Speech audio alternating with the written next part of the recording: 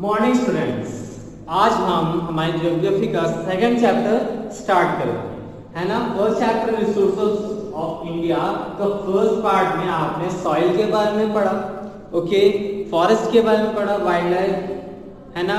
Forest को हम कैसे रिसोर्स यूज कर सकते हैं, ओके। वाइल्ड लाइफ है, कैसे हम wild life flora and fauna कैसे हमारे देश को इकोनॉमिकली कैसे कंट्रीब्यूट करते हैं, और गवर्नमेंट कौन कौन से ऐसे स्टेप्स ले रही है जिससे कि हम इन फॉरेस्ट को वाइल्ड लाइफ को हम प्रिजर्व कर सके या कंजर्व कर सके, ओके।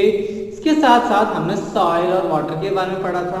तो सॉइल के साथ हमने हमारे यहाँ वेरियस टाइप्स ऑफ सॉइल पाई जाती है उनके बारे में पढ़ा था, है ना। प्रॉब्लम्स पढ़ी थी, कैसे इरोजन होता है या फिर सॉइल कैसे खराब होती है ना। फिर कैसे कौन कौन से मेथड्स हैं जिससे कि हम प्रिजर्व कर सकते हैं। वाटर के बारे में हमने डिस्कस किया, वाटर एज ए रिसोर्स के बारे में। इस चैप्टर में अब जो उसका सेकंड चैप्टर है resources of India part second, इस चैप्टर में हम डिस्कस करेंगे about the agricultural crops, minerals and the power sources. Agricultural crops से आप समझ रहे होंगे कि क्या हम पढ़ेंगे इसके बारे में। मिनरल्स आपके एग्जांपल हो गए पेट्रोलियम, कोल, आयरन, मैग्नीज, जो भी मिनरल्स हमारे अर्थ के अंदर पाए जाते हैं उन्हीं को हम मिनरल्स बोलते हैं। And the power resources generating, जहाँ से हमें पावर रिसोर्स मिलता है, हो सकता है in the form of electricity. Basically power resource thermal power plant है, हाइड्रो इलेक्ट्रिसिटी पावर प्लांट है, न्यूक्लियर पावर प्लांट है, इनके बारे में हम पढ़ेंगे, ओके। सबसे पहले जो हम टॉपिक उठाएंगे इस चैप्टर में, सबसे पहले हम उठाएंगे एग्रीकल्चर। अब सबसे पहले इसका मीनिंग समझ लेते हैं एग्रीकल्चर का। जैसे आपके दिमाग में आता है एग्रीकल्चर तो आपको दिमाग में आता है कि क्रॉप से रिलेटेड, बट एग्रीकल्चर वर्ड सिर्फ क्रॉप से रिलेटेड नहीं है, एनिमल हस्बेंड्री से भी जुड़ा हुआ है, ओके। एनिमल रियरिंग से जुड़ा हुआ है, डेयरी फार्मिंग से जुड़ा हुआ है, ये सब कुछ इसमें आता है हमारे एग्रीकल्चर, ओके। सिर्फ growing crops is not, we can not define it is an agriculture. इसके साथ साथ अदर एक्टिविटीज भी जोड़ दी जाती है। एनिमल रियरिंग हो गई, एनिमल हस्बेंड्री हो गई, फॉरेस्ट्री हो गई, फॉरेस्ट में जाके पर्टिकुलर एरिया में क्रॉप्स ग्रो करना, ओके। फिर फिशरीज हो गई, मछली पालन हो गया, पशुपालन हो गया, डेयरी फार्मिंग हो गई, ये सब चीजें आती है हमारे एग्रीकल्चर। अब हमारे इंडिया के अलग ज्योग्राफिकल कंडीशन है, तो इस वजह से इंडिया के पास एक ऐसा एडवांटेज या फिर नेचर की तरफ से ऐसा एडवांटेज मिला हुआ है कि हम यहाँ पे various kinds of crops grow कर सकते हैं। अब हम सभी जानते हैं कि इंडिया का more than 50% of land agriculture में यूज होता है ना। आप सभी को पता हो, हमने लास्ट क्लास में डिस्कस भी किया था, ओके, मतलब इससे पहले जो हम क्लास 9 में थे। आइए हम फिर से आज ये टॉपिक को फिर से डिस्कस करते हैं। अब only 11% of total area of the world is cultivable, मतलब कि सिर्फ 11% लैंड एरिया ऐसा है जहां पर आप कल्टीवेशन कर सकते हो, मतलब जहां पर आप खेती कर सकते हो। अब अगर हम पूरे वर्ल्ड में एग्रीकल्चरल फील्ड से एग्रीकल्चरल लैंड के बारे में बात करते हैं, अब हम इंडिया के ऊपर आते हैं। इंडिया में 51% of the land is used as an agricultural land, और सिर्फ एक ही टाइप की क्रॉप नहीं ग्रो होती है ना। आप दूसरे देशों में जाओगे या दूसरे देशों के बारे में स्टडी करोगे वहाँ के एग्रीकल्चर के बारे में, तो वहाँ पे स्पेसिफिकली कोई एक या दो क्रॉप ही वो ग्रो कर सकते हैं। बट इंडिया के पास एक कह सकते हैं एडवांटेज या फिर डाइवर्सिटी क्लाइमेटिक कंडीशंस है, ज्योग्राफिकल कंडीशन है, जिसकी वजह से हम यहाँ पे वेरियस क्रॉप्स ग्रो कर सकते हैं। जैसे कि आप सभी जानते हैं सोयाबीन हो गया, मूंगफली हो गई, आपका गेहूँ, चावल, पल्सेस, ये सारी टाइप की वेरियस काइंड्स ऑफ क्रॉप्स हम यहाँ पे ग्रो करते हैं। और एक ही साल में हम कम से 2 सीजन आते हैं, उसमें हम 2 डिफरेंट क्रॉप्स हम ग्रो कर ही लेते हैं on the same field, okay. तो ये कहीं ना कहीं एडवांटेज है। अदर कंट्रीज में सिर्फ एक ही टाइप की क्रॉप्स वो लोग ग्रो कर पाते हैं, ओके। अब अगर हम इंडिया में जो एग्रीकल्चर लेबर या फिर जो परसेंटेज ऑफ वर्कर जो कि एग्रीकल्चर से जुड़े हुए हैं उसके बारे में हम डिस्कस करते हैं। 58.2% labours of India depend on agriculture for their livelihood, यानी कि 58.2% ऐसे एग्रीकल्चर लेबर्स है जो कि डायरेक्टली एग्रीकल्चर पर डिपेंडेंट है ना। उनकी जो रोजमर्रा की जिंदगी है, जो भी उनको कमाना रहता है वो किस पर डिपेंडेंट है, उनके agriculture. Okay, 66% of the agricultural land is used for the growing food crops and 34% of the commercial crops. अब इसमें ये डाटा ये भी दे रखा है कि 66% ऑफ द लैंड एरिया जो है वो कैसे यूज किया जाता है for growing the food crops और 34% कमर्शियल क्रॉप्स ग्रो करने के लिए। अब फूड क्रॉप्स और कमर्शियल क्रॉप्स में डिफरेंस क्या है? ऐसी क्रॉप जो कि आपके स्टेपल डाइट में आप यूज करते हो ना कि आप रोज खाने में यूज करोगे उसको आप फूड क्रॉप बोलोगे। फॉर एग्जाम्पल हो गया गेहूं, व्हीट, राइस, पल्सेस, ये सब आप रोज आप खाने में आप स्टेपल डाइट के फॉर्म में यूज करते हो, तो दैट इस टाइप की क्रॉप्स को हम बोलते हैं फूड क्रॉप। अब अगर हम कमर्शियल क्रॉप्स में आए, ऐसी क्रॉप जिसको कि हम डेली लाइफ में हम यूज रेगुलरली नहीं करते पर लेकिन हम उसको सेल करके हम उससे अर्निंग कर सकते हैं। फॉर एन एग्जाम्पल मूंगफली हो गई, सोयाबीन हो गई, ओके, शुगर केन जो कि गन्ना जो होता है उससे भी, जूट हो गया, कॉटन हो गया, ये सारी कमर्शियल क्रॉप है ना। इस लाइक कॉटन आप food as a food staple diet में यूज नहीं कर सकते बट उसको सेल करके आप पैसे कमा सकते हो। तो ऐसी क्रॉप्स जिसको कि हम सेल करके उससे अर्निंग कर सकते हैं उसको हम बोलते हैं कमर्शियल क्रॉप्स। और ऐसी क्रॉप्स जो कि हम रोज डेली स्टेपल डाइट में विद फूड हम जो खाना खाते हैं जिसको हम ग्रो करते हैं उस टाइप की क्रॉप्स हम बोलते हैं food crops. Okay, agriculture contributes 56.1% in the gross national product, यानी 56% ऑफ जो भी रेवेन्यू जनरेट होता है हमारे नेशन का वो किसके थ्रू होता है? From the agriculture. Okay, now next हम जो पढ़ेंगे contribution of the agriculture and now Indian economy. Indian economy में एग्रीकल्चर का क्या contribution? Okay, 17% of the world population nourishes on the Indian agriculture. 17% of the world population, India को छोड़ के 17% of the world population किस पर dependent है? India पर, इंडिया के एग्रीकल्चरल प्रोडक्ट्स पर। 2/3 population of India depends on the agriculture for their livelihood. और अगर हम सिर्फ इंडिया की बात करें तो 2/3 यानी 66% ऑफ द इंडियन पॉपुलेशन किस पर डिपेंडेंट होती है? एग्रीकल्चर पे, directly as well as indirectly. Directly वो जो वहाँ पर काम करते हैं, खेती बाड़ी करते हैं, उसको कमाते हैं, उसको सेल करके कमाते हैं या फिर वो खुद अपने लिए अनाज उगाकर खा रहे हैं। और इनडायरेक्टली वो जैसे कि हम है ना, हम मार्केट से खरीदते हैं तो वो वहाँ तक पहुँचाता कौन है? By farmers, by the form of agriculture. Okay, 2/3 labour power of the country is engaged in agriculture. Many people get their employment indirectly also. अब 2/3 यानी 66% ऑफ द एम्प्लॉयज या फिर लेबरर्स किस पर डिपेंडेंट है? एग्रीकल्चर पे। इससे पहले भी हम डिस्कस कर चुके हैं। उसके साथ साथ अगर हम अगर ज़्यादातर विलेज एरिया में जाए तो वहाँ पे प्राइमरी ऑक्यूपेशन है ना, जो पहली ऑक्यूपेशन जो या फिर हम बोल सकते हैं ज़्यादातर पर्सनस की जो ऑक्यूपेशन है वो कौन सी है? एग्रीकल्चर है। ओके, और एग्रीकल्चर में मैंने ये बताया कि जरूरी नहीं है कि बहुत एग्रीकल्चर से फूड क्रॉप से बहुत से पीपल्स एनिमल हस्बेंड्री से जुड़े हुए हैं, बहुत से पीपल्स फिशरीज यानी कि मछली पालन से जुड़े हुए हैं, बहुत से पीपल डेयरी फार्मिंग के थ्रू जुड़े हुए हैं। तो ये भी टाइप ऑफ एग्रीकल्चर है। Okay, agriculture gives raw material for clothing. Cloth is made from cotton, jute, silk, wool and wool पर। और जो कपड़ा आता है हमारे जो टेक्सटाइल आता है वो भी कहीं ना कहीं एग्रीकल्चर के फॉर्म में, जैसे लाइक कपास है, कॉटन है, उसको ग्रो करना पड़ता है, जूट होता है उसको ग्रो करना पड़ता है, सिल्क होता है वो आपको पता है सिल्क वॉर्म के थ्रू हमें मिलता है। तो इसका भी एक इसको मतलब जो सिल्क वॉर्म होता है उसको भी पाला जाता है, फिर उससे सिल्क को एक्सट्रैक्ट किया जाता है। सो कहीं ना कहीं हम ये सब एग्रीकल्चर में आता है। जो हमारे टेक्सटाइल है वो भी किस पर डिपेंडेंट है? हमारे एग्रीकल्चर पे। Leather industry is also based on agriculture. Leather industry भी एग्रीकल्चर पर बेस्ड है। It is the basis of all industry using agriculture products as raw material. अब कैसे एग्रीकल्चर पर डिपेंड है? थोड़ा बहुत कुछ अमाउंट ऑफ रॉ मटेरियल्स हम एग्रीकल्चर का लेते हैं, जो हमें अदर रॉ मटेरियल्स मिलता है, हम दोनों का मिक्सचर बन के हमें कोई नया प्रोडक्ट मिलता है। Cotton industry, jute, edible oil industry, sugar, tobacco, all this industries are based on agriculture products. और जो भी अदर है जैसे हमारा ऑयल, एडिबल ऑयल हो गया जो कि हम खाने में जो तेल यूज़ करते हैं, आपके कॉटन हो गया, सिल्क हो गया, लेदर हो गया, शुगर हो गई, है ना, टबैको हो गई, ये सब कहाँ से? एग्रीकल्चर प्रोडक्ट्स हैं। India contributes about 34% to the income for the agriculture products. Okay, Indian agriculture is nurturing the increasing population. Agriculture products gives carbohydrates, protein, fats, vitamins from the products of agriculture products, जो food होता है उससे हमें क्या मिलता है, carbohydrates मिलता है, प्रोटीन मिलता है, फैट मिलता है, विटामिन मिलता है, विच इज ऑब्वियसली हेल्पफुल और हेल्थियर फॉर अ ह्यूमन। अब महात्मा गांधी ने ये स्टेट किया था कि life depends on agriculture. Mahatma Gandhi ने कोटेशन कोट किया था कि जो सबकी जिंदगी हो वो किस पर डिपेंडेंट है, एग्रीकल्चर पर। ओके,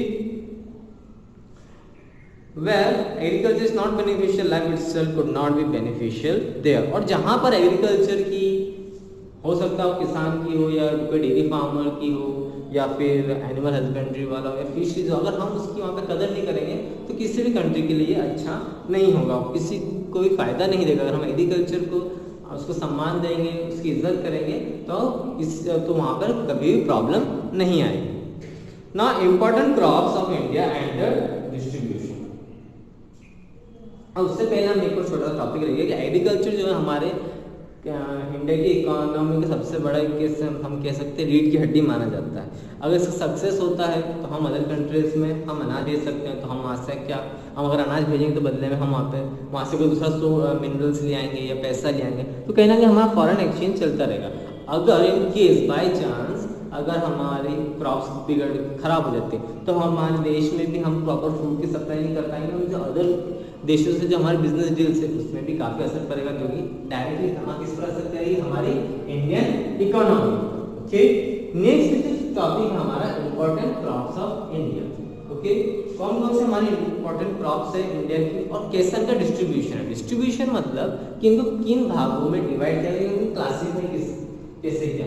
अगर हम सीजन की बात करें तो हमारे पास खरीफ सीजन आता है, रबी सीजन आता है, ज़ैद सीजन आता है। ओके, ये क्या होता है इसके बारे में आपको समझा दूं। और एक और टाइप का डिस्ट्रीब्यूशन होता है, क्लासिफिकेशन होता है अकॉर्डिंग टू द स्टडी, यानी कि या तो वो क्रॉप हो गया, कैश या फिर कमर्शियल क्रॉप। ऐसी क्रॉप जिसको कि आप सेल आउट कर सकते हैं, जिससे कि आप पैसा कमा सकते हो, वो भी कैश और कमर्शियल में आती है। और फूड क्रॉप्स जो कि एज ए स्टेपल डाइट है ना, ऐसा मैं ये मना नहीं कर रहा हूँ कि फूड क्रॉप्स को आप बेच नहीं सकते हो, बट अगर हमारे स्टेपल डाइट में यूज होती है, हमारे खाने में रोजमर्रा की जिंदगी में जो हम खाना खाते हैं उसमें इंक्लूडेड होती है। तो इस टाइप की क्रॉप्स को हम बोलते हैं फूड क्रॉप्स। और अदर टाइप जैसे कि मैंने आपको बताया था, शुगर हो गई, टबैको हो गई, सिल्क हो गया, कॉटन हो गया, सोयाबीन हो गई, ये सारी हमारे काम में आएगी कमर्शियल या फिर कैश क्रॉप्स में। ओके, अब सबसे पहले हम खरीफ क्रॉप के बारे में पढ़ लेते हैं। खरीफ क्रॉप क्या होती है, ऐसी क्रॉप जो कि रेनी सीजन में स्टार्ट है, जब जैसे बारिश का मौसम या मानसून आने से पहले जब स्टार्ट होती है, उस सीजन में जब बेसिकली जून या जुलाई वाला मंथ होता है, ये खरीफ जो सीजन होता है जब स्टार्ट होता है। और ये खत्म कब होता है, जब दशहरा या फिर अक्टूबर या नवंबर के मंथ में, जब आपकी क्रॉप्स पूरी तरीके से राइप हो जाती है, इन द सेंस मतलब पक जाती है। ओके, अब इस सीजन में या इस टाइम पे कौन कौन सी खरीफ क्रॉप्स ग्रो की जाती है, राइस हो गया, ज्वार हो गया, बाजरा हो गया, मेज हो गया, soybean, sugar cane, coconut, groundnut, sesame, ये सारी कौन सी एग्जांपल्स हो गई आपकी खरीफ क्रॉप्स की। अब आती है रबी क्रॉप्स। रबी क्रॉप्स कब होता है, अक्टूबर नवंबर, जैसे लाइक जब जैसे खरीफ सीजन खत्म हुआ, अक्टूबर नवंबर का एंड होने पर हम ये रबी क्रॉप्स लगा लेते हैं। और ये कब हमें, मतलब ये जो क्रॉप्स है कब हमें हार्वेस्ट कर सकते हैं, कब पक जाती है, कब, in the month of March and April, जिनको कि हम रबी क्रॉप्स बोलते हैं। एग्जाम्पल हो गए वीट, ग्राम, बार्ली, मस्टर्ड, टबैको। आप सभी जानते हो वीट मतलब क्या होता है, गेहूँ होता है, ग्राम मतलब आप सब जानते हो दाल होती है, मस्टर्ड यानी सरसों, टबैको, ये सब आप फ्रेंडली हो इन सब नामों से, मुझे नहीं लगता कि आपको एक्सप्लेन करने की ज़रूरत है।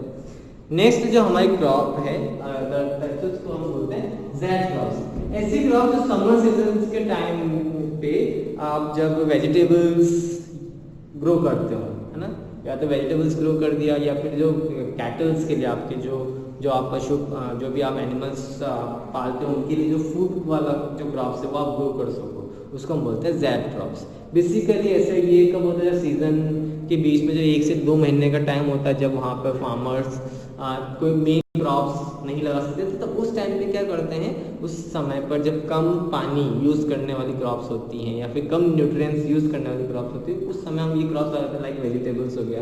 तो इससे जो 1 से 2 महीने का जो टाइम होता है, उस दौरान भी फार्मर्स उस दौरान भी एग्रीकल्चर या क्रॉप्स ग्रो कर सकता है।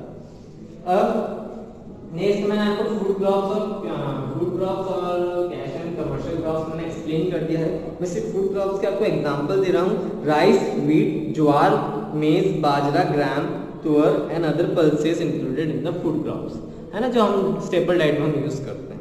कमर्शियल क्रॉप में आप एग्जांपल देख लो, कॉटन हो गया, जूट हो गया, टी हो गई, चाय हो गई, coffee, soybean, oil seeds, sugar cane, tobacco, rubber etcetera.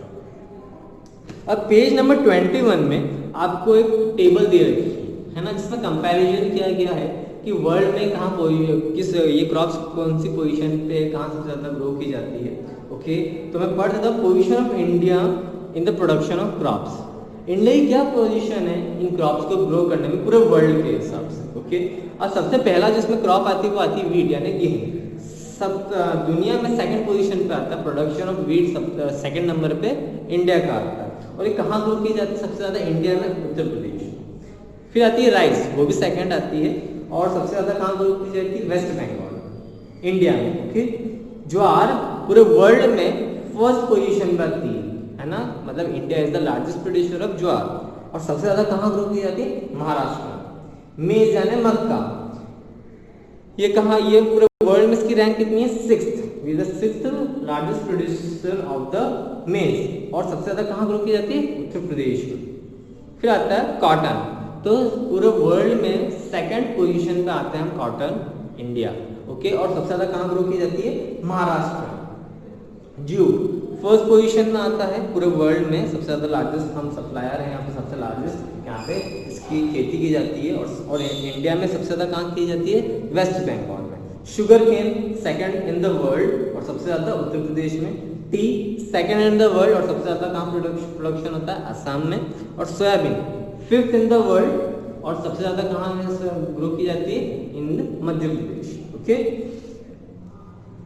अब जो मेन क्रॉप्स है हमारे इंडिया की उसके बारे में डिस्कस कर लेते हैं। तो उसमें आती है वीट यानी गेहूं, तो वो उत्तर प्रदेश, पंजाब, हरियाणा, मध्य प्रदेश, बिहार, राजस्थान, महाराष्ट्र, वेस्ट बंगाल, उत्तराखंड, गुजरात, इन जगहों पर इसको ग्रो किया जाता है। Rice West Bengal, UP, Punjab, Andhra, Telangana, Chhattisgarh, MP, some parts of MP, Bihar, Tamil Nadu, Orissa and Assam. Rice के साथ प्रॉब्लम ये आती है कि उसको पानी बहुत ज़्यादा चाहिए होता है ना, बहुत ज़्यादा। इस वजह से जहाँ पर भी बारिश ज़्यादा होती है तो वहाँ पर राइस ग्रो की जा सकती है। ओके, फिर तो बाजरा, तो राजस्थान, महाराष्ट्र, तमिलनाडु, पंजाब, आंध्र प्रदेश, तेलंगाना, यूपी, हरियाणा, कर्नाटका, एमपी, इन जगहों पर ग्रो की जाती है। ओके, बार्ली जो होता है वो उत्तर प्रदेश, राजस्थान, बिहार और पंजाब में ग्रो किया जाता है। ग्राम और पल्सेस यानी दाल, ये आपको मध्य प्रदेश, उत्तर प्रदेश, वेस्ट बंगाल, राजस्थान, महाराष्ट्र, पंजाब और कर्नाटक में ग्रो की जाती है। मक्का, मेज सबसे ज्यादा कहाँ? Karnataka, Andhra Pradesh, Uttar Pradesh, Rajasthan, Madhya Pradesh, Bihar and Punjab. Oil seeds है ना, ऑयल सीड्स यानी जिनसे कि हमें तेल मिलता खाने का। ओके, तो वो राजस्थान हो गया, एमपी हो गया, Maharashtra, Gujarat, Andhra Pradesh, Telangana, Bihar, Orissa, Uttar Pradesh and West Bengal. Ground nut Gujarat, Andhra Pradesh, Telangana, Tamil Nadu, Karnataka, Maharashtra, Madhya Pradesh. India's rank first in the world production of ground. Okay, India is first rank है in the production of ground. Rapeseed and mustard जो कि हम उसको बोलते हैं सरसों को और राई को, वो राजस्थान, उत्तर प्रदेश, हरियाणा। सोयाबीन मध्य प्रदेश, महाराष्ट्र, राजस्थान। सनफ्लावर का ऑयल यूज किया जाता है most of the time, Karnataka, Andhra Pradesh, Telangana, Maharashtra. Tea सबसे ज्यादा Assam, West Bengal, Tamil Nadu, Kerala, Tripura, Himachal Pradesh and Uttar Pradesh. Only some parts सबसे ज्यादा असम एंड वेस्ट बंगाल में ग्रो की जाती है। Coffee Karnataka, Tamil Nadu, Kerala. Tobacco Andhra Pradesh, Telangana, Gujarat, Bihar, Uttar Pradesh, Maharashtra, West Bengal, Tamil Nadu and Karnataka. And sugar cane सबसे ज्यादा Uttar Pradesh, Tamil Nadu, Maharashtra, Karnataka, Andhra, Telangana, Haryana, Punjab, Bihar and Gujarat.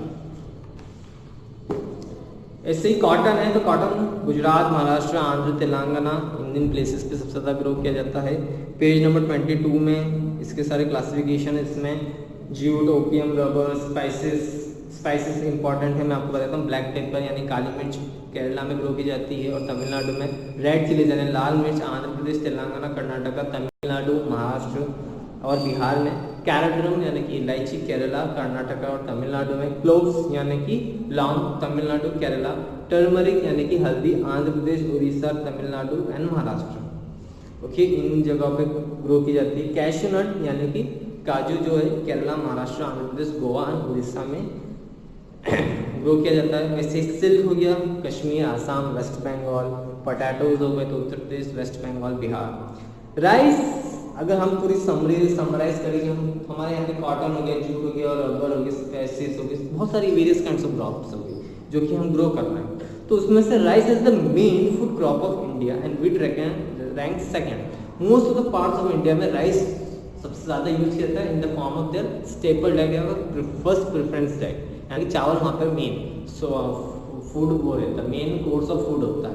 Second number पे क्या आता है, वीट आता है। Okay, in total production of food grain wheat contributes 12.7। अगर हम कंट्रीब्यूशन देखें कि हम पूरे इंडिया का अगर हम डाटा निकालें कि वीट का प्रोडक्शन कितना था, 12.7%, राइस का 40.5%, मिलेट्स इसमें आगे आपके बाजरा, ज्वार, बार्ली है ना, तो ये 30.3%, और पल्सेस है ना, दाल हो गई आपकी है ना, तो वो आती है 16.5%। ओके, यहाँ पर हमने आपका डिस्ट्रीब्यूशन पूरी तरीके से कंप्लीट कर लिया, कौन कौन सी टाइप की क्रॉप्स कहाँ ग्रो की जाती है, इनकी वर्ल्ड में पोजीशन क्या है, इसके बारे में डिस्कस कर लिया।